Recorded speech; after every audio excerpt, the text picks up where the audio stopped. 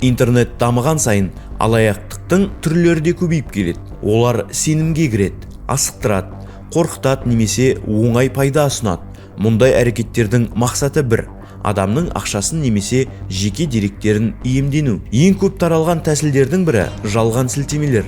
Алаяқтар банк, жеткізу қызметі, мемлекеттік орган немесе таныс адам атынан хабарлама жіберіп, сілтемеге өтуді сұрайды. Сілтемеге кірген адам өз мәліметін енгізсе, ол бірден алаяқтардың қолына түседі. Тағы бір кең тараған әдіс жалған қоңыраулар. Олар өзін банк қызметкері, полиция өкілі немесе қауіпсіздік маманы ретінде таныстырып, шотыңызға қауіп төніп тұрғанын айтады. Адамды үрейге салып, код, құпия сөз немесе карта деректерін сұрайды. Интернет алаяқтықтан қорғанудың басты жолы сақ болу, күмәнді сілтемелерге өтпеу, жеке мәліметті ешкімге бермеу, ақпаратты бірнеше рет тексеру және асығыс әрекет жасамау қажет.